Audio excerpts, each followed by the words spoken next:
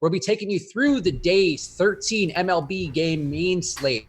We'll be talking about all the important things you need to know, all the weather, though actually we have no weather concerns at all, so I probably shouldn't clickbait that one right now. But I'm Chris Spags, joined by my pal for the first time in a while here for our first post All-Star break show, Mr. Jake Hari, the baseball savant himself. How are you doing, Jake? I'm doing well, man. This is fun. Baseball's back, and we're getting near the home stretch. So I just want to close out these last few weeks. I guess it's not few weeks. We got like 8 or 10 weeks or so, I guess, till the regular season is done. Yeah, we got like 2 months left. We got a lot of time still. It'll go quick though. Once you guys start doing football, and then once the other sports start happening. But football is going to take up a ton of your time. So right when you come back from the All-Star break, it's usually like when I feel like I'm at my best. So I'm ready to take down 100K tonight. How about you? I'm feeling good about it. There is that 100K tournament on DraftKings, which I feel like you just have to throw a couple bullets into, even though the prize structure there is one of the more frustrating things I feel like you can find. Yeah. Makad asking me in chat, did you get your vodka cran? I did not. I'm going to all-you-can-eat sushi after this, so didn't want to drink hard alcohol. I do have a nice Mick Ultra here, though, for you, Makad. So, are you going to have sake, or are you a sake guy, Jake? No. Well, okay, I shouldn't say no. Have you ever been to Osaka? I think it's a chain. Is that a chain? I don't know. I think it's a chain. There's one where they squirt the sake in your mouth, like when you're at the hibachi. You sure they're not just putting a blindfold over you and doing something undesirable? You never know. But no blindfold involved. So that's the only time I've ever drank sake. But yeah. So no vodka cranberry today. We were talking about that, Josh and I, on the Yahoo show today. Sake is a good one. I prefer it warm if I have my choice, but soju too, which is not a Japanese thing, more of a Korean thing. But soju is like vodka, but it doesn't taste like anything. And I had a friend who was stationed at the DMZ in Korea in the military, and not in the American military, not in the North Korean or the South Korean military. And you just like drop soju into a beer, and it just makes it like a super powered beer. Mm-hmm. But soju, I would say, is strong. But sake's got an elegance to it. It's like it's a wine. It's nice. For sure. Yeah, I might have to try some out. So yeah, when you win the 100K today, you can buy yourself all the sake you want. But of course, if you're trying to win that 100K, the best way to do that is with the promo code Live Before Lock right now on Awesemo.com. Get all the ownership projections, the rankings, all the stuff that you need to build some lineups today. Also, Fantasy Cruncher access if you need that, because you should be optimizing your lineups every single day, getting your exposures right on there, even if you are doing a smaller tournament. Let's go check that out now. Use that promo code Live Before Lock. All right, Jake. So let's talk about the pitching here up top, as we always do. Let's get back into our usual form here. We got a chalk Caleb Smith, who has risen throughout the day with the buzz, the word on the streets. Everybody wants to play Caleb Smith. Also, Robbie Ray right there with him. Are you going to have a lot of these guys? You're going to go under the field on either of them appreciably? What are you doing for both Caleb Smith and Robbie Ray? Yeah, I mean, those guys are actually two of my highest owned pitchers right now. So I'm usually okay with pitcher chalk, even on a big slate, because a lot of times I don't think they get chalky enough. So Smith and Ray, both just big strikeout pitchers, which I love playing when they're underpriced, because they can make up for mistakes. So they don't have to be perfect, which is what you love. Whereas like a guy like Garrett Cole, who also is a big strikeout pitcher, if he gives up a 2 or 3 run home run, that can kind of sink your night, because you need so much at that price for that lineup construction to be worth it. But so I do really love Smith. I really like Robbie Ray. So yeah, I guess I'm with the chalk there. What are you thinking on those two guys? Are you heavier on one than the other? Because right now I'm above the field on both by a very little amount. So I'm actually also a little bit above the field on both, largely due to our projections that we have, but also I think the price works. And I think in that range, there isn't anybody else I'm really dying to get to, though. I do have a little bit of Sonny Gray as well, just because nobody's going to be on him today. He doesn't come up. I have the most, like the random settings up to a certain thing. I've actually watched all the videos that we have on Awesemo.com about optimizing with Fantasy Cruncher. So I'm just trying some of the little tricks that Awesemo and Chris Randone talked about in that. So you can check that out on the site too. It actually is a helpful thing. There's like a 4-video series those guys did on the Fantasy Crunch show, breaking down just what you should be doing every time you're trying to optimize for one of these slates. And could not get Sonny Gray no matter how hard I tried, which is a bad sign, I'm sure, in terms of playing him a bunch. But I like his strikeout ability. I think he's interesting if you want to pivot to those guys and take a real stab and also try to leverage against Colorado, even though that is a very suboptimal spot to try to get leverage. I think that Sonny Gray's been good enough there where I'm willing to take some of him. but I'm still getting a ton of Smith, a ton of Ray, and I'm also leveraging against both those guys a little bit. What about you, Jake? Are you going against Smith and Ray at all, or are you just riding with them? It looks like right now I'm just riding with them. I don't see like a massive leverage spot that I want to attack. I got to a few St. Louis bats. It's looking like right now, like a couple Goldschmidt shares, and that's really about it actually. But yeah, I mean Gray. I think he's a very good pitcher. He has been very good this season, and it's just Coors Field. So Adam did a really good job explaining it. I don't know if you saw it, Chris, or the audience, if you guys were watching that. Just that not only is Coors Field bad for like home runs and if you give up a lot, like if you're a home run prone pitcher, you're going into Coors, it's not going to work out for you very often. But it's also just like the BABIP raises in Coors, so you're more likely to be pitching with runners on base because of how big Coors Field is, like how big the outfield is. So there's more chances for singles and doubles and all that. And then if you do make a mistake, you're giving up a 2 and 3 run home run, and that's gonna bury you in an already tough environment. So I really liked what he said about Sonny Gray. 8,800 for him was really tough on DraftKings. He doesn't project out well for Alex, the projections on the site. On FanDuel, though, he is 6,800. So now you're talking at a price point where I think you could talk about getting to Sonny Gray. So I don't know if you're playing on FanDuel at all, but if you're playing over there or on Yahoo, we talked about him this early afternoon. He's just $33 as well. Yeah, so like the price is definitely more appealing. I am playing him on DraftKings, and not a bunch to be clear, because he's going to be under 1% projected ownership on DraftKings. So for me, I think I'm at 15% overall, maybe a little bit less than that, because I did play a little bit more than a 20 max today. But yeah, I think it's an interesting spot for Gray, and on the sites where he is cheaper, I think a little more logical. And the ownership for Colorado has come down a bit, so you're not getting quite as much leverage there. But I think the talent for Gray has just been pretty, I would say, alarming as somebody who followed a lot of Yankees, and I know that Adam Shit My Money, of course, has talked a lot about Sonny Gray and the improvements he's made. But I just think Colorado's really not been that great on the year versus right-hand pitching. This lineup, too, not that great. Just an 83 WRC plus on the year for them versus right-handers. And obviously, it is going to be a little bit warmer there. It is going to benefit the hitters quite a bit. But I just like Sonny Gray's strikeout stuff. He's been limiting power pretty well, too, in a power-friendly park at home. I'm willing to take a few stabs at him because there's just so much ownership on Smith and Ray. And I don't know who else in that price range would be a pivot. Yeah, I mean, so looking down the list, I like Chirinos quite a bit. I'm getting to okay. A bunch Yeah, of I got him things, too a little bit. just at a lower ownership point than those other guys. Other guys I'm getting to in that range because yeah, it's tough, but I guess this could be a guy that we'll talk about later. But Felix Pena, he's kind of in that lower range. He's sub 7K.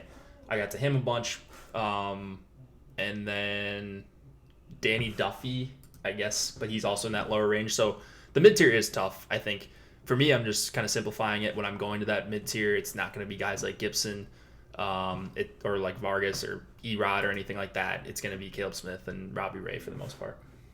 Yeah, it's also hard for me to pay that price for Mike Fiers, even though it's a pretty good spot for him.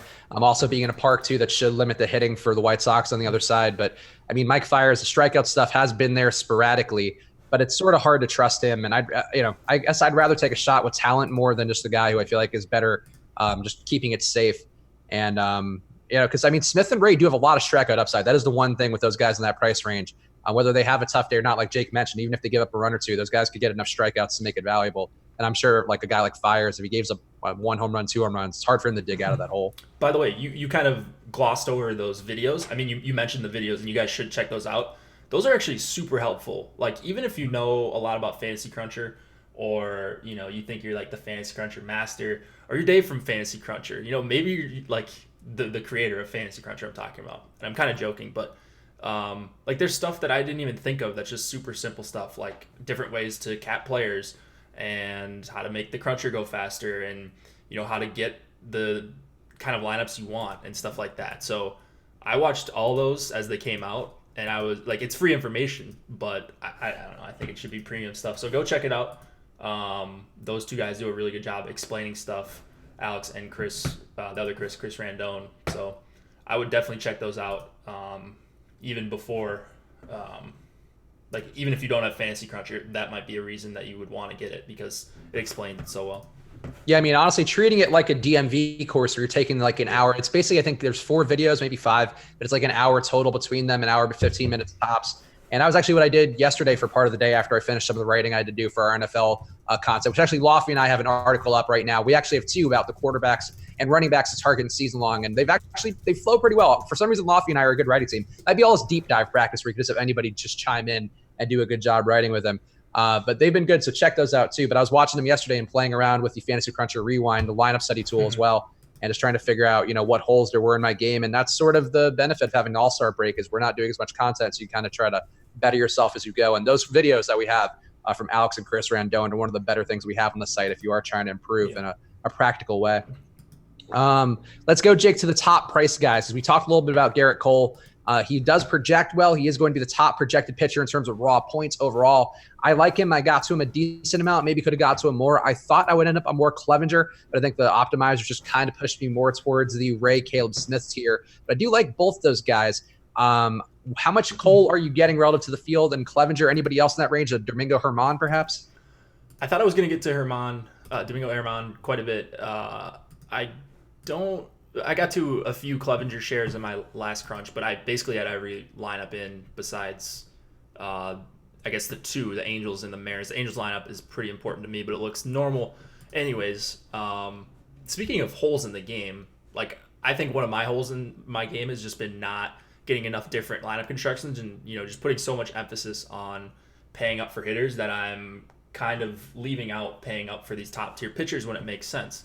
And so for me, I really like Cole tonight, and I'm over the field. So this is the first time I've been over the field on like these 10K plus pitchers in a while. And we just got the Mariners lineup. So every lineup is in right now for you guys. So that is a good thing. We've got, 50 minutes or so until lock?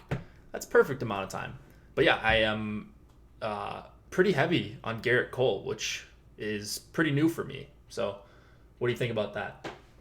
I think that's a perfectly fine play to go to today. I mean, especially and the deeper dive guys talked about it a little bit, or I guess at a pretty decent amount of length where Adam I don't think he's even stacking today because he liked the value so much on the slate. And like you can really afford high quality pitching today in addition to some of the bats. And even Colorado, honestly, you have at least on the Cincinnati side, those guys are not priced up at all for Coors for the most part. I mean, maybe a little bit for Puig, but besides that, those guys are fairly affordable. And Scooter Gennett, a guy coming off an injury, so maybe you don't want to go there quite so much, but it's hard to ignore the value he has there if he is close to form.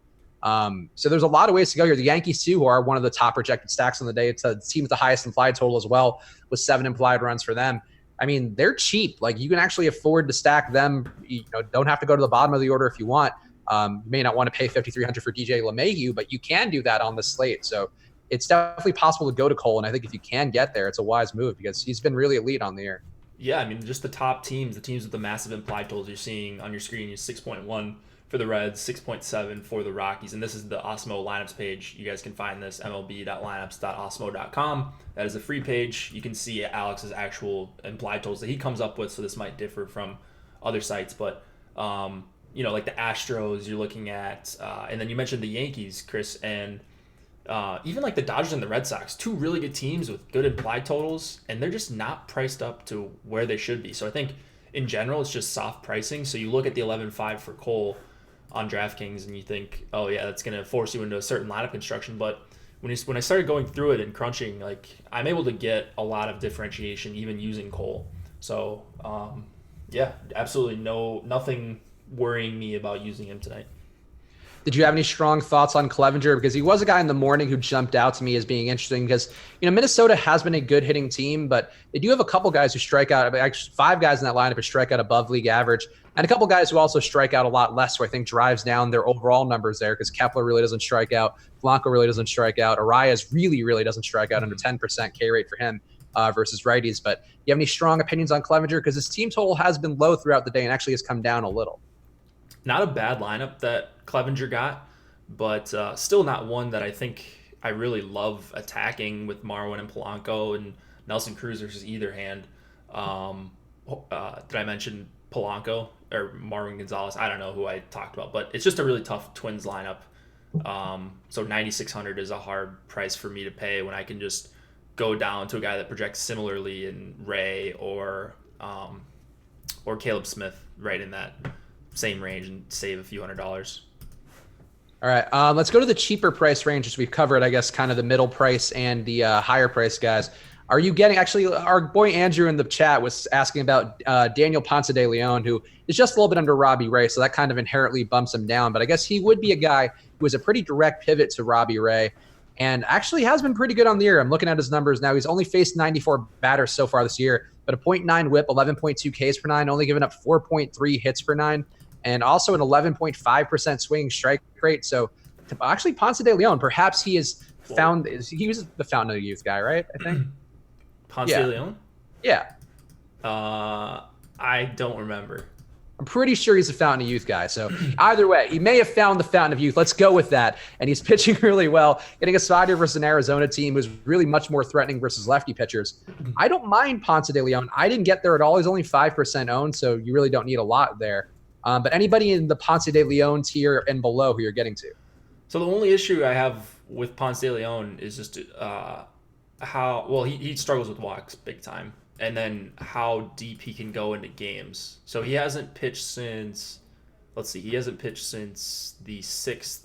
That was 6 days ago. Okay, he went 2 innings. I don't know. I don't have the pitches in front of me, but he did go 5 1/3 on the 29th of June, which would be about 2 weeks ago. So maybe he is more stretched out than I thought at first look, but I don't know.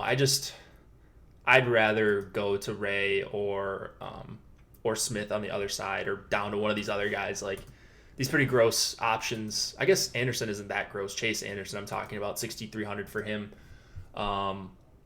He's just a sizable favorite, -182. He's going up against a team that's maybe an average strikeout matchup, maybe a little bit below average.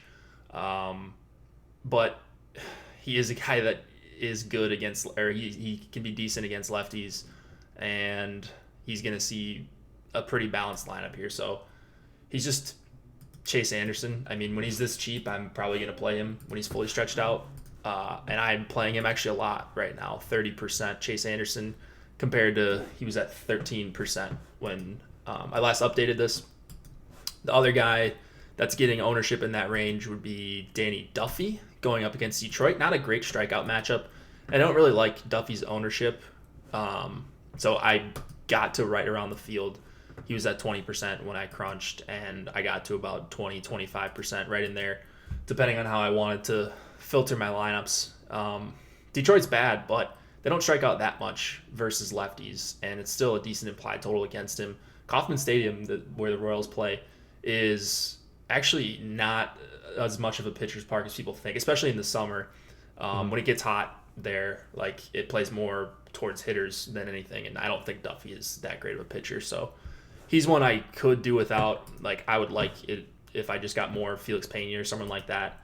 But yeah, Pena is the other one. I don't know. Do you have any thoughts on any of those guys? Any strong takes? Duffy was going to be chalkier in the morning, and I was kind of against him then. I think it's come down to enough. As you mentioned, he's at about 20% ownership on DraftKings. That seems pretty fair to me. The thing, though, with Detroit is, like, they really do have a couple guys who mash lefty as well. Castellanos, I think we all know at this point, just one of their better hitters in general. But versus lefties, he goes to another level with a 374 batting average, 172 WRC plus. Also making a ton of hard contact. Cabrera, not a great power guy, I guess, in recent years, but still a 299 batting average, still a 136 WRC plus. Candelario, Goodrum can also hit lefties pretty well. So I agree that Duffy is not a perfect play, but still a guy I think worth a little bit of exposure. But I think if he was going to be chalk, I would just probably have avoided him entirely and tried to get more Detroit in there. And also with you on the Kauffman Stadium thing for Kansas City, their home stadium has limited home run production well, but still giving up more runs than league average, of 1.06 for every one run that the league is expected to have. So still giving up a lot there, even though the home runs are less. They're giving up a lot more doubles. And I don't think it's a safe spot for Duffy at all. So yeah, I think that's one where I don't mind him, but especially now with where his ownership is. But if it was going to be in that like mid-30s, like I think we had it earlier today, like that's a hard pass. Yeah, so that's why I got to at least closer to the field of him.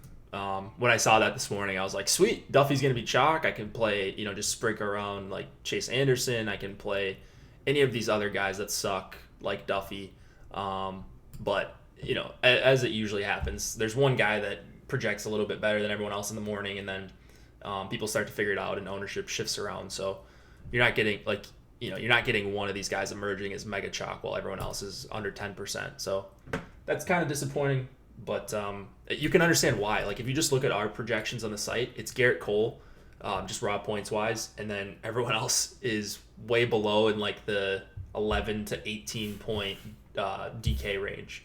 So it's kind of a weird pitching slate. Besides, Smith, Ray, and Cole, who I think are all like just the best strikeout arms on the slate, and they're all getting a lot of ownership. Not even Cole that much, but those other two guys for sure. Yeah, Cole I think is a little more appealing because of his ownership not really being there, because people don't want to seem to pay that seem like they want to pay that price today. We have just 15% projected ownership on DraftKings, and that's perfectly fine to me. I think one guy who I did get in a couple Cole lineups who is in the same matchup here and also in that Texas heat, so really not a good spot. But Jesse Chavez is fully stretched out.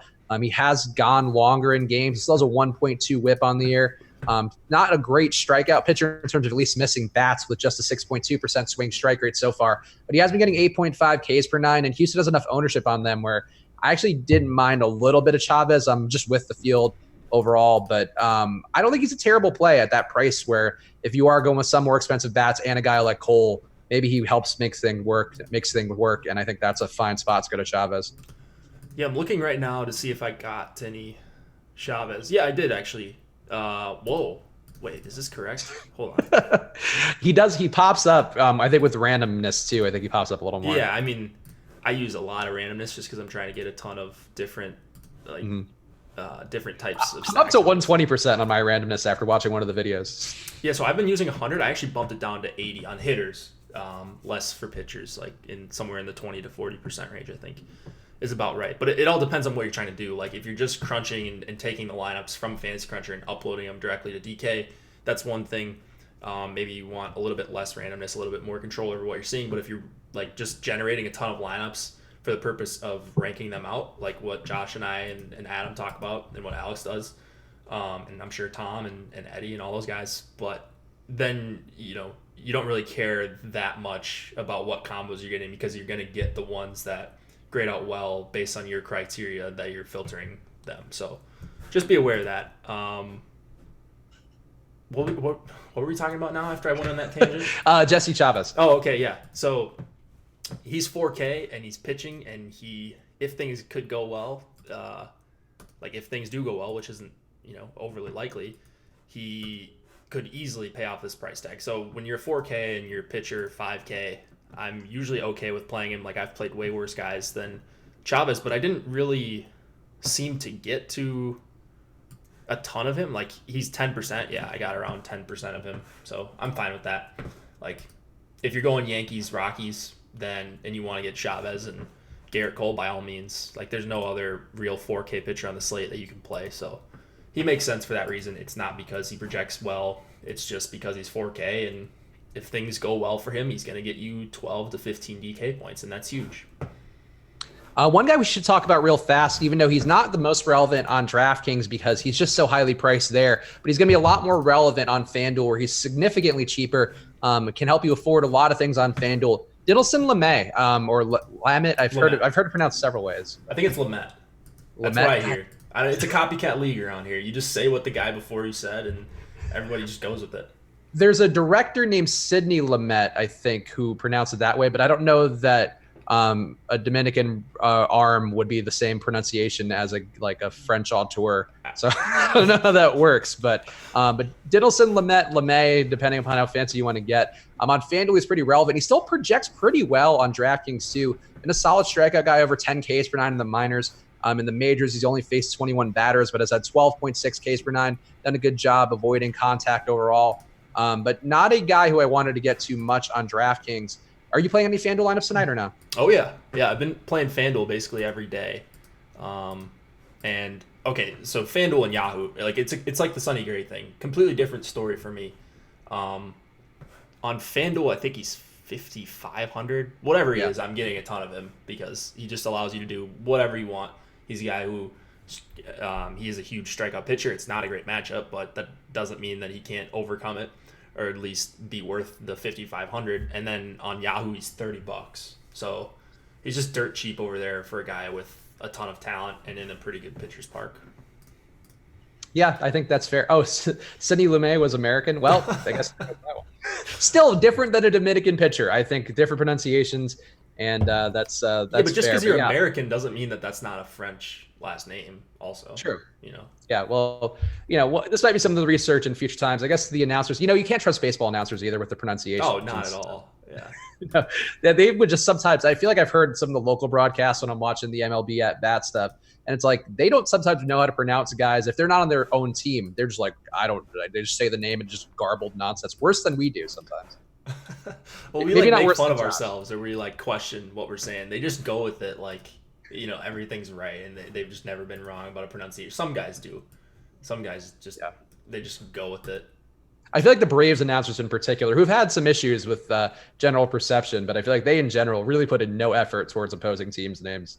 No sort of accent at all. I don't watch I haven't watched much baseball at all this season. Like I've just been, I guess because I'm playing more volume, so it's bad for me if I watch more and just like tilt it all the time. But like unless I'm sweating, I haven't been watching it all that much. So have you been watching more baseball? I have been. So I like watching guys who I'm curious about in general because I think that it doesn't offer anything, to be honest, but usually I just want to learn. Like, so I watched John Means and we had all the John Means talk. Mm-hmm. I've watched a lot, actually a good amount of Orioles games for some reason this year because I tend to have a lot of stacks going against Baltimore when in Baltimore. So I feel like I tend to watch teams I have the most exposure to. I'm just like, I want to see what you look like because your numbers don't really make sense. And that's generally my interest level being. Yeah, it's not, and some people talk about like, I don't want to have biases, based on what the player looks like or, what he does in one game. If you see him strike out 4 times, like maybe you're less likely to play him, but because it doesn't matter for me because a lot of it's just automated. But I don't know. I don't know. I love playoff baseball. Absolutely love it. And I tilted games way too much last season when I was playing like one lineup. But now when you're playing 150, it's like, well, you check back in a couple hours, and if things are going well, maybe you start to pay attention. If things aren't going well, you go and do something productive or, do something else besides pay attention to scores and all that. That's fair. Though I do think sometimes like you see something like yesterday with Lance Lynn's game. I didn't play any of the showdown slates for that, but that dude was throwing nasty balls. And I'm like, wow, is Lance Lynn good? Because like looking at his numbers, I generally am not like that Lance Lynn's going to have a 12 strikeout day. And did he have 12 strikeouts yesterday? I didn't play. I think 11, but I think it was 11 or 12. I mean, he's had a phenomenal season. Like, he's been really, really good this season. So, I don't know what's going on with him, if he found the fountain of youth or what.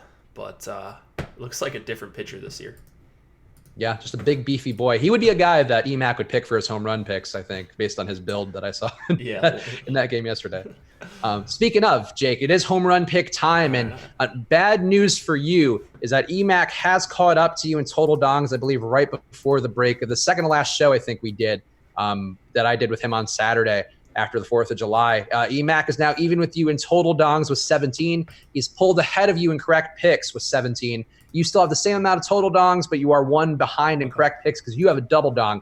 EMAC cannot find a double dong for his life, no matter how many home runs he's been getting. And Josh, of course, bringing up the rear with 10 correct picks and 11 total dongs. And I am behind you, but ahead of Josh enough where I'm in a kind of a no man's land with 12 correct picks and 13 total dongs. So we got to turn this around. I have to turn this around. Well, actually, Josh really has to turn it around. I want to turn it around the second half, Jake. So I'm going to let you go first, though, because I don't think we're going to have the same pick today.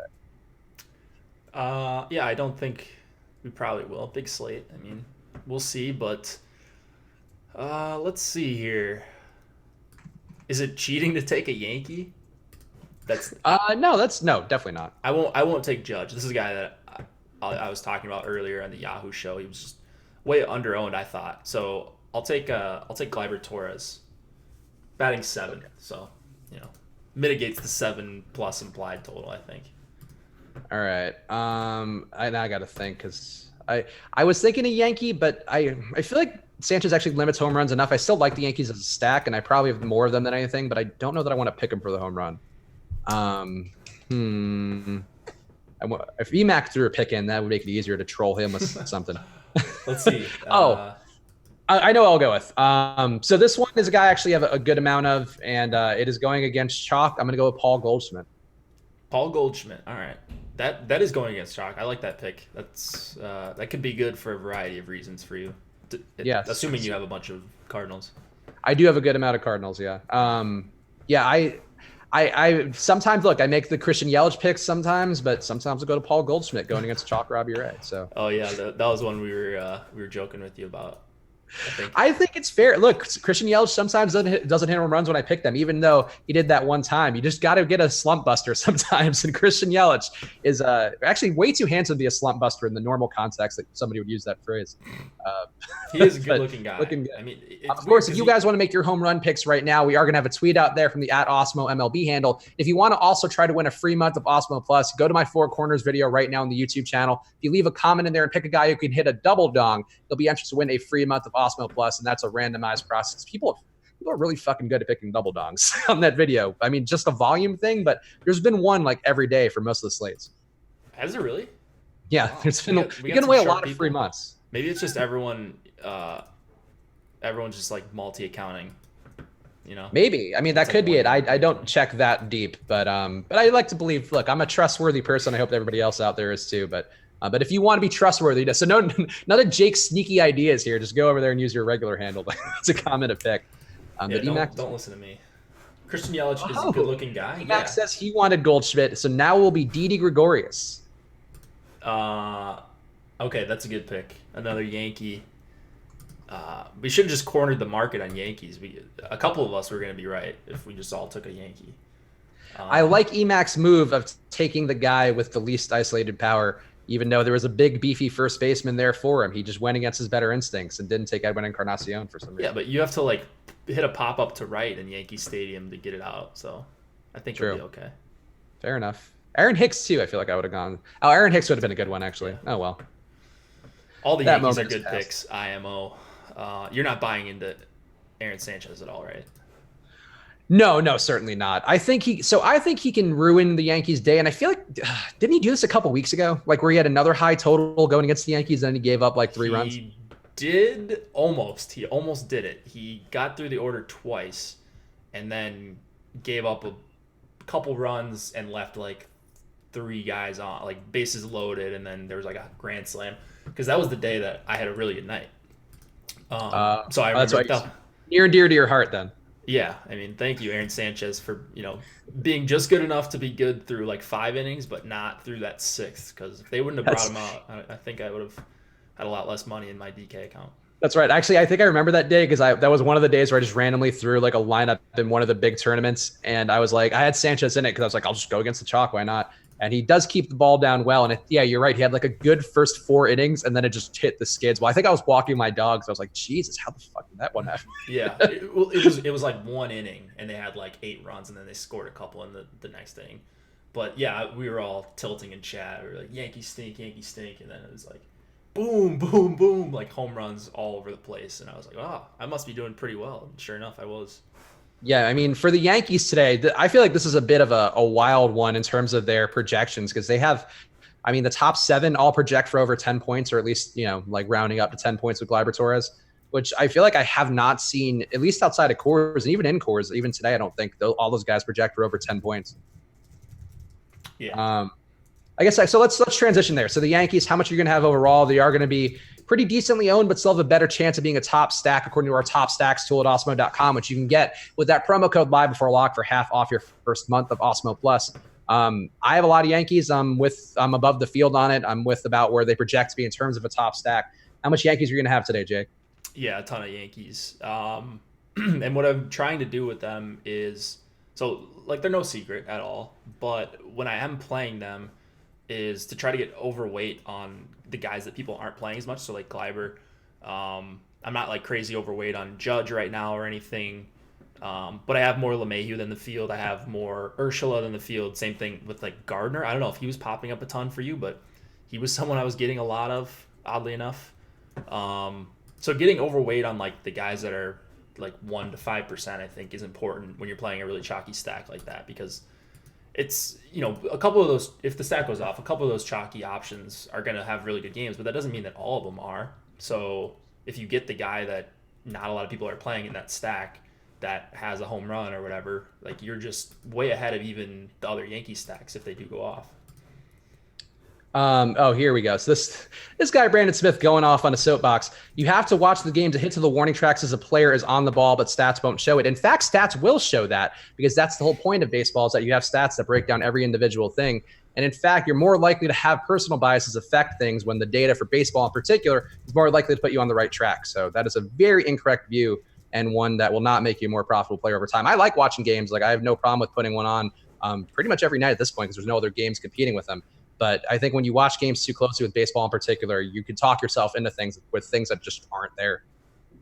Yeah, I mean, I think someone who like Laffy and Adam, I think who like really like enjoy watching baseball and stuff, like they might know better what to look for than someone like me especially. So I don't like want to put my biases in that. So for me, it's just like do what the long-term projections say, and you'll come out ahead in the long run. And generally, too, I mean, you're trying to find the process that leads to things. I mean, it's the same with any DFS sport, but you're trying to find the things that leads to production. And if you have a guy and you're worried about him getting to the warning track or you're into him, that would have led you put it to a lot of Vladimir Guerrero early on, and he just wasn't producing for that first, month. He hasn't really produced besides the home run derby. So I think that is something to really be aware of. Like people think they get smarter by watching sports. And I really do value the sports that I watch. Like I watch basketball probably as much as anybody, and football as well. I try to watch every game and sometimes watch games after the fact to try to pick up on stuff. But ultimately the data is what you have to trust. And then your eye should confirm the data or try to figure out what you're seeing. And when you're trying to guide your eye towards data, that's not going to be an approach that works. Yeah, I think it works inversely. Like oftentimes if you watch a sport and you're a big, like, and that's how a lot of people get into DFS. It's like, oh, I know a ton about this sport, so I can, like, there's no doubt I could, dominate this daily fantasy game. But it's more about like projecting players and having good lineup construction more than anything. So while that stuff could probably create small edges, I'm not the person to do that in my opinion. So yeah, for me, it's just like I don't want to take away from the data that we have, which is the best in the world. Yeah, I would agree. And there is a reason why our senior management team has won so much. And I mean, honestly, they do watch some games, but I don't think that's a part of the process for many of them. And you really have to be able to separate the two. You can enjoy the sport, and I certainly enjoy the vast majority of sports that we cover here, but it is something where you just got to be smart about that stuff. Oh, yeah. Jake, who's going to be your number 2 stack? Because the Yankees seem like they're going to be a popular one for both of us. Which one are you getting a good amount of behind them? Actually, right now, my number 1 is Colorado. So okay.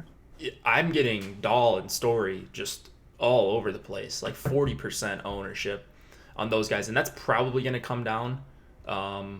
But yeah, those guys are popping heavy for me, like Blackman, Murphy. I can name everyone, and I'm overweight on all those guys. So they would be my number 1. That's a pretty obvious one. If they can get by Sonny Gray, who is a very good pitcher, I think they're going to be doing okay, and they're not as owned as they should be, I don't think. After that, it's like there's a very clear 1-2 for me. And then after that, I would say the Angels look like a stack that I'm getting to a lot. And then Tampa Bay against Dylan Bundy. Like, it feels like they should be a little bit higher owned. I don't know what the top stack tool says, but what do you think about those? So Colorado, I do have a good amount of too, because I do have that little bit of Sonny Gray that we talked about earlier. And I still think Gray is an interesting play, but with where Colorado's ownership is, I don't think it's not really logical to avoid matching the field on them because they're pretty lowly owned on DraftKings. Nobody above 15% in that top 5. So I really didn't mind getting exposure to both sides of that equation, even though I do think Gray is a pretty viable pivot to some of the other guys we talked about, like Robbie Ray and Caleb Smith. Tampa Bay, I got with our projections, and I actually am intrigued by them, and I kind of wish I'd paid a little more attention. So Bundy's been good on the year, and I actually think Bundy's generally a pretty good pitcher. I've liked him in some spots. I liked him in that last slate that I did before for a show before the break where he went against Seattle, had a decent showing. And I think that there is some value to Bundy in general. The thing is the lefty hitters for Tampa Bay can cause some problems for him. He has a 1.6 whip versus lefties, giving up 11.2 hits per 9 going back to last season. But versus righties, a 1.2 whip, just giving up 7.8 hits per 9. So that is a pretty stark difference. And Tampa Bay, I think at least a mini stack here. The lefties can put up some production there. The thing that kind of got me is like it's not Brandon Lau in there. Instead, you have the other Lowe. You have Nathaniel Lowe in there, who really doesn't intrigue me at all. I don't mind Kiermaier to getting that bump up the line, even though his price is also not the best. I don't mind them, and they do have a pretty decent total, 5.3 implied runs, and a bad bullpen coming in after Dylan Bundy whenever he eventually gets taken out. So it is a decent spot overall for them, and the ownership isn't actually, they're decently owned. It's like Meadows is getting ownership, especially on a site like Yahoo, where he's just basically min salary, and he shouldn't be. He's one of those guys that's run into bad luck, but we know based on what he's done in his MLB career so far that he should be a much better hitter than what he's been showing the last month or so. So that's another one where like you could watch that and see him making hard outs or whatever, or being on the ball or whatever was said in chat, but that's going to show up in historical data anyways. Sorry, go ahead. 2 random spots just opened up in the Yahoo management fee-free attorney. That one always trips me up. But, yeah, I guess. So, nice. Someone got lucky in the YouTube chat. Here's a question from the premium Slack from SJM26B. Would you go for cash? Would you want to go to Chris Davis or Austin Meadows? What site? I think they're right next to each other. We had this discussion actually on the Yahoo show today, Josh and I. I think Meadows projected a little bit better across the field, but I would just go with, you have access to the projections if you're in premium Slack, I would assume, unless you're in there for a different sport. But yeah, we've got Meadows, let's see, and then Davis. Yeah, Meadows is higher, so I would go Meadows. Yeah, I would also go Meadows. I think Chris Davis's price continues to be appealing. He's not Robinson Cano, to be clear, but he is filling that Cano vibe where I just keep seeing him and be like, he's really cheap and his numbers aren't bad, but then I play him and he ends up doing nothing. And obviously, eventually that's going to turn around, and I may miss out on the Chris Davis big day. That day could be today. Maybe the break was what he needed because he has been a little bit banged up. But I'm inclined to get away from Chris Davis with a K or with a C, really any Chris Davis involved. And I would go to Meadows as well. You don't like Chris Davis with the C? No. Shockingly, I'm not super into Chris Davis with the C either. I mean, I like Chris Davis with the K just because it's against a pitcher that does not miss bats, doesn't try to miss bats, and he's still just way too cheap, especially on DraftKings at $3,700. I think he's like $11 over on Yahoo too. So just cheap across the board for Chris with the K. Yeah, no, look, Chris Davis has the power, and as a one-off, I think he can certainly be appealing, especially in the spot versus Nova. He's given up 11 hits per 9 on the year, but I'm just tired of taking the bait with him, so I just didn't get there so much today. I do think that stack, though, is a little appealing, and I guess let's talk about it real fast, because I want to talk, a lot of people in the chat are discussing the Cleveland stack, and that's not one that I got a lot of today. But let's just talk Oakland real fast, Jake, because they are going against Nova. They're in a park, which is going to help out pitchers for the most part. Also, the weather in Oakland not giving up much of a benefit either, like many of the other parks across the league. But Nova gives up a ton of production, maybe not as much power as you would expect, but still, guy giving up almost 12 hits per 9 on the year, giving up a good amount of hard contact, really not missing bats in any way. Are you getting any Oakland? I am not getting to as much as I thought. So I'm getting to a bunch of Chris with the K Davis.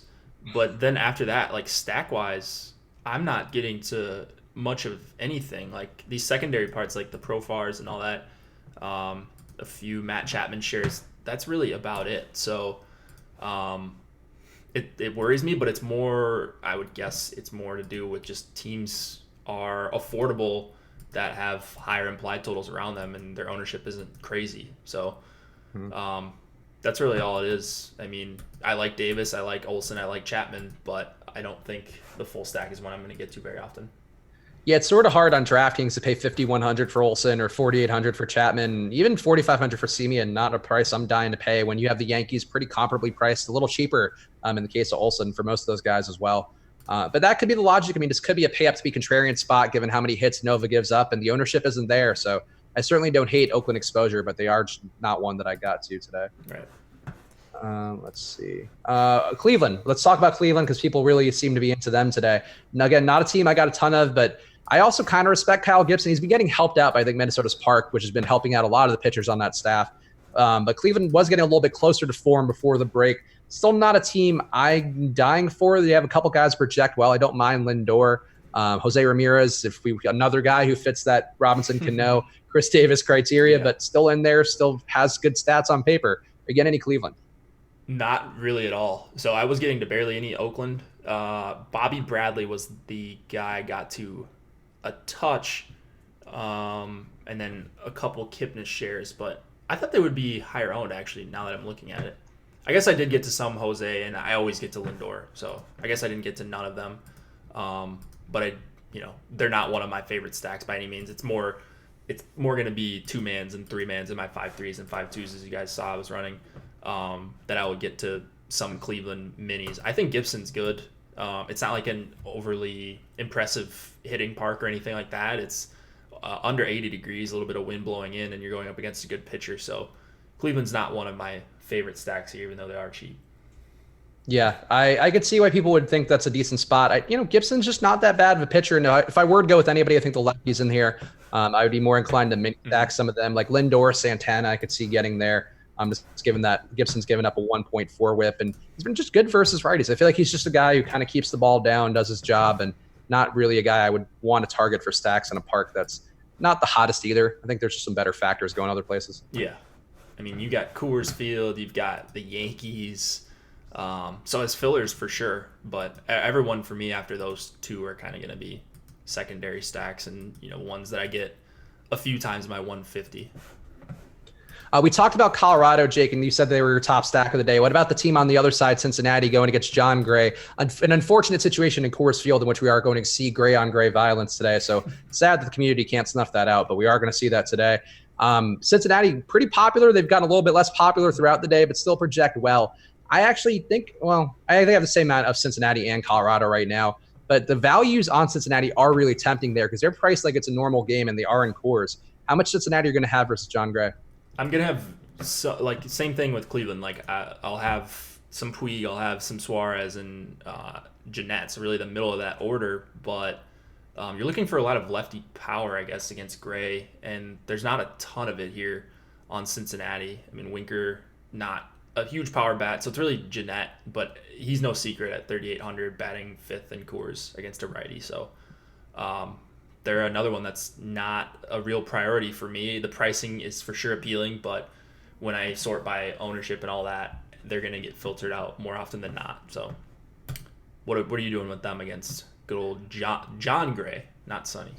No, yet. I have a good amount of them. Actually, let me just open up my Cruncher on. I'm actually using Firefox too. One of the other suggestions that Osmo had in that video is using Firefox for your crunches. Apparently goes a little bit faster. That moves infinitely slower for me. So like I'm on Chrome right now, as you can see. But like I'm doing my FanDuel one on Firefox right now, and it just crawls. So I don't know what I'm doing wrong. It's probably because I'm producing and have 3 different windows up with 5+ tabs on each of them. That probably has something to do with it while running OBS. It might be a PC thing too, because I think Alex uses a PC. I believe. Oh, that could be. Yeah, because I noticed that too. I think it runs a little more smoothly, but the actual time it took, I believe, was similar. Like my processor, I think on my laptop wasn't working quite as hard on Firefox, but it was working at about the same pace, at least as far as I could tell. But okay, but whatever. I'll give it a shot for a few more days to see if there's an appreciable difference. I do have a good amount of Cincinnati stacks. I have 5-mans at a decent clip, a little bit less on the mini stacks. I just think the pricing for the 5-man is really appealing there. If John Gray does give up that production, these guys are really well priced. If they have like a typical Coors day where you see a bunch of guys over 20 fantasy points, they are priced so well where they're going to smash value. And with the ownership on them, I think it's really not hard to match it and feel comfortable. So that's sort of where I turned out with it. But yeah, I don't mind them. One team, though, I ended up with a little bit less of, who I'm curious to see if you ended up with any. The Milwaukee Brewers here going against Sean Anderson, our team, who I liked a lot in the morning. Didn't quite get there as much because they don't naturally occur so much with our projections. I think they're in a really good spot here. Anderson's been really protected by playing games at San Francisco. Now he's going to a park where he really can't strike out lefties, gives up a ton of hits, a ton of contact to lefties, and now he's in a park that favors lefty power versus a bunch of dangerous lefty hitters, and he just sucks versus righties too. So I like Milwaukee, but didn't land there. How much are you going to have of those guys? Yeah, man. So we got the gray on gray crime. We've got the Anderson on Anderson crime. And I think Sean Anderson, I think he sucks.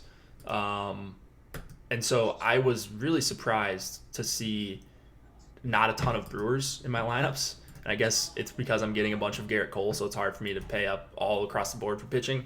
Like I got to over 10% Yelich, which I'm comfortable with. If there's one guy you want to get to, it's probably Yelich. But like I thought I would get to more Grandal. I thought I would get to more Braun. He usually grades out well, and then a $4,200 leadoff hitter. So the stack does like it in theory should pop up. I don't think it's that difficult to get to. But I didn't get to a ton of Milwaukee stacks because once again, Yankees in Colorado. Yeah, the prices just aren't quite there as enough of a benefit relative to what the Yankees and Colorado are at. And certainly Cincinnati as well. They're legitimately cheaper than Milwaukee despite being at Coors. But I agree. Like you get Yelich at $5,200 on DraftKings today. As a one-off, I think he's fine. I actually didn't have a lot of one-offs today. I did stack mostly 5-3s and 5-2s. Actually, I got a lot more 5-3s. And I don't mind Yelich if you are trying to complete. If you had extra money, let's say, and you want to put Yelich in there too, like he's a bat that I would try to go to because this spot is really strong here. He obviously he's the MVP. He's great versus both sides of the plate, but he mashes righties in particular, and he projects for a ton of points. But he has a 335 batting average, 322 ISO versus righties. He's got a little bit of time to get better, hopefully over the All-Star break, even though he did play in that game. Not as much of a tax as playing every day in the major leagues. So I think it's kind of the ideal spot here for the Brewers, and I wish I had more, but. Yeah, they're not bad at all here. Yeah, man. I mean, like that's the thing on these 13 gamers. It's like, hey, what about so and so, and what about so and so, and like in July and August, especially when these implied totals start to skyrocket, it's like, oh yeah, I could see getting to them, and then you look at your exposures, and it's like, yeah, I got to 5% of one of their hitters, and that's really about it. So, I've been like honing in on one or two spots more lately. It seems like. Yeah, and I think too, because Sean Anderson is not going to be owned, obviously, because he is pretty terrible. It is a spot where you're not getting really any leverage by going to the Brewers. So if you find the production somewhere else, like if the Cardinals do go off versus Robbie Ray, you are kind of getting instant leverage on them. If the Mets were to do something versus Caleb Smith, similar kind of principle there. So it sort of leads to a situation for me where the Brewers didn't pop up a lot, but on paper, as just like a pure stack, they do look pretty strong, and I wouldn't be opposed to any mini stacks you had in there of them. Like that's gonna be the one of the teams that I'm like, if they put up 8 runs in the second inning or something, I'm gonna be kicking myself that I don't have enough Brewer stacks, because when you look at the slate, that was one of the first teams that popped out to me. But that's why you go with the projections, because more often, like in the long run, those are gonna be correct. We talked about Jesse Chavez in the first half of the show with pitchers, but we should hit on the Houston stack on the other side here. They are a team getting a pretty high run total for them, 5.8 implied runs in their favor, playing in Texas, going against Texas bullpen as well, who also stinks pretty bad if Chavez does get blown up. We did both say that we have at least a little bit of Chavez, not a guy to be super excited about besides his price. But Houston is a team who's going to be pretty decently owned as well. And they're another team, again, really nobody over 5K. The only guy over 5K, bizarrely, is Yuli Gurriel. And even having him in your lineup will like instantly differentiate you from the rest of the Houston lineups that are out there. How much Houston are you going to have today, Jake? Because they do seem like a team who was also well priced and has a lot of potential. Yeah, they're kind of. I guess they would be in that like 3rd to 5th range for me for stacks after Yankees and Colorado with the Angels actually and the Rays. So not a bunch of guys that I'm overweight on or anything. I don't think Chavez is particularly good, but again, trying to pay up for pitching just a little bit more tonight, and they're not making the cut quite as much as those Coors bats. So that's all it is. Yeah, I think that's a fair take. You got to sometimes choose your dogs, even if you are playing 150 or 20 or whatever. I mean, especially 20, but 150, you have to take stands still sometimes, especially on a slate of this size. Yeah, and especially if you're playing the $6, it's like it'd be great to just have 10% of my favorite 10 teams or whatever. And then you've got 15 lineups of each if one of them goes nuts. But there's just so many lineups in this tournament. If you're trying to take down first place out of 65,000, I think you're better off taking a stand on a couple teams rather than getting pieces of all of them. Yep, I would agree. Anybody else, Jake, that you're getting overall? You getting any sort of weird leverage stacks or anything that are popping up for you because of our projections at Osmo.com? Tampa, I guess, was the one weird one, but they have a nice implied total as well. So I guess after them, let's see, did I get to any? The Angels, I guess. I didn't think they were going to be popular at all, and it looks like they're not that popular. So, yeah, I don't know. I'm kind of just going with the implied totals tonight and seeing what happens. What about you? Did you get anyone weird? Like, if you tell me, like, Detroit, I'm going to be like, oh. I would have gone with a little bit of Detroit. Actually, did I end up with any? Might have. No, I actually. Damn, I didn't get any Detroit. I'm surprised by that. I think I was going to have some before the Duffy ownership came down a little. The weirdest ones for me are probably just going to be the Mets and St. Louis ones. With one Kansas City full stack for some reason, which I don't really know why, but they're in there. And yeah, really not a spot where I'm trying to target them either. Also, apparently I'm playing Bubba Starling in one lineup, which is exciting. Who? Bubba Starling, the Royals, the new addition to their lineup. Interesting. Okay, so the Royals, actually, if you guys just saw my FanDuel exposures, I was getting to a ton of Royals on FanDuel earlier. In fact, like my top 10 or so lineups had a bunch of Royals. So they're priced really nicely over there, but I don't think that's a secret to anyone. I would like to get to them on DK, but with the dynamic pricing, they're a little bit tougher to get to. So that's all. Yeah, the one that occurred for me was the Royals, 5-man Royals with a 3-man Tampa Bay with Cole and Robbie Ray. So just helps you get to Cole and Robbie Ray, I guess. That could be the nuts. So could be. One can only hope, Jake. Let's see. Oh, we have a question, of course, from our boy McCod, wondering who the Paul Blackburn of the night is, the award that goes to the pitcher who is most terrible but most capable of being in a tournament-winning lineup. Jake, who would be that guy for you today? Give me Jesse Chavez. I would agree. Actually, I think it's Jesse. The price is just so cheap, and if he gets you Cole, and Cole has like a 40-point day or something, that could be all that matters. So I would think it's Jesse Chavez, and I guess if we weren't going to go to him. Not much ownership on Oakland, so you probably wouldn't be Nova. And Felix isn't really bad. Maybe Danny Duffy, I guess, but he's also okay. So not one of those slates really where there's anybody who jumps out being that obvious besides Chavez. Yeah, I think that's fair. All right, let's see here. Yeah, go ahead. What are you getting into your crunches, your final crunches? Okay, so I'm going to. I didn't get enough Yankees when I kind of cut out the super chalky lineups in my crunch here, so I'm going to put some of those back and then see where I'm at after that. Okay. So right now, got to a ton of Felix Pena, 36%. That is a lot of Felix. Yeah. And then, Rockies, Yankees, a little bit more Altuve than I expected, but nothing that different. I think I actually did end up on a few Brewers stacks, which I like to see. Maybe we'll have a chance if they go off. Now that you're mentioning Pena, I actually wouldn't hate a Seattle stack. I mean, the total's not really there, but a lot of lefties, and lefties have been Pena's kryptonite overall. A 1.6 whip to lefties compared to 0.9, 10.4 hits per 9. More home runs as well. And then you have Emax boy Vogelbach in there. Omar Narvaez also has had some decent power at a monster day in that last game before the All-Star break. And Malik Smith and Crawford also up top can do some damage as lefties. Seattle actually could be a little interesting. Maybe if Pena blows up. Pena's ownership isn't there enough to justify, though, the leverage for Seattle. Fair enough. Yeah, I mean, I always hate it when I don't expect to be this heavy on a guy, and then it shows up. Like, based on my criteria, I should have a lot of Pena. So, I just have to trust that that's what I should be getting, rather than what I would want. Because I think a good number for Pena would be 15 or 20%, not basically my highest owned pitcher. But that's basically where we're at right now. So you're taking a stand. That's what you said. Yeah. That's the whole move. He's getting me a lot of quality lineups according to how I grade them. So that is that's pretty cool, I guess. I mean, he's got a better chance at a win if he's going to be this really long reliever. So there's some positives. And I think there is ownership on Chase Anderson too, so you could justify technically if you want to roll in some of the guys in that price range, you could probably make an argument like if you rolled up Duffy and Anderson and kind of just went with Pena instead, that would be a pretty logical pivot because those guys are going to have decent ownerships as SP2s. Yeah, let me pull up my DK pitcher exposures, and then you guys can probably deduce my lineups from this. So my top two stacks, Colorado and the Yankees, basically playing.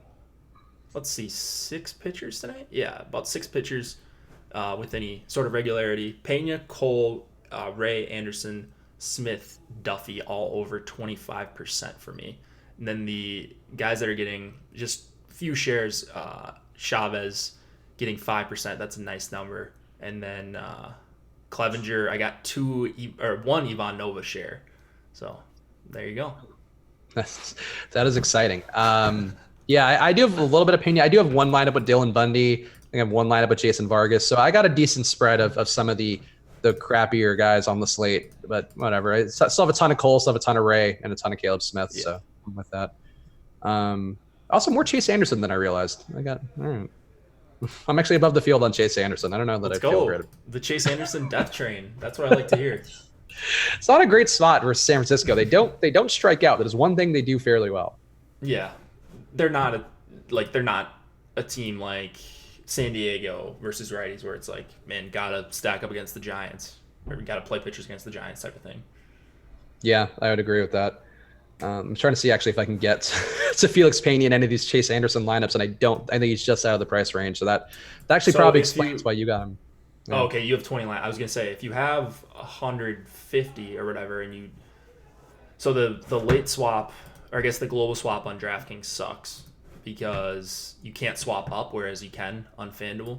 So if you were gonna do that, I'll pull it up right here. If you wanted to, you could just download your entries. It'll have the guys that are locked. So you download your entries, and then you could just find and replace the Chase Anderson ones with Pena, like in all your lineups, and it'll zero out of the ones that it won't work. So if anybody's 150 and they want to do something like that, just download this and then just quick find and replace. If you don't know how to do that, just look it up on YouTube. It's super simple.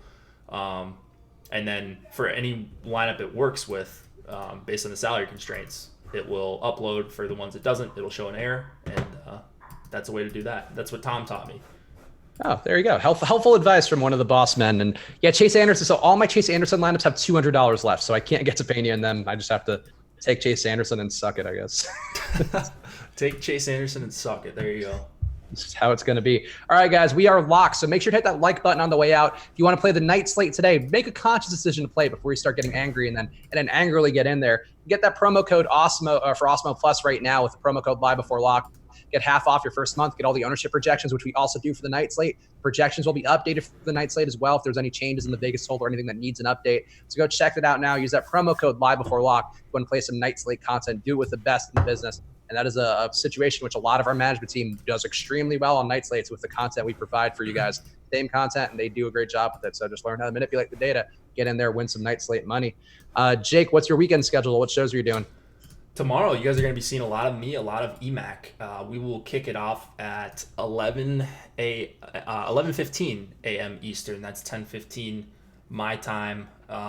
Pretty early for you West Coasters, but you guys can make that work. A little later on the weekends. We know you guys like to do various activities that may, make you not want to wake up as early on the weekends.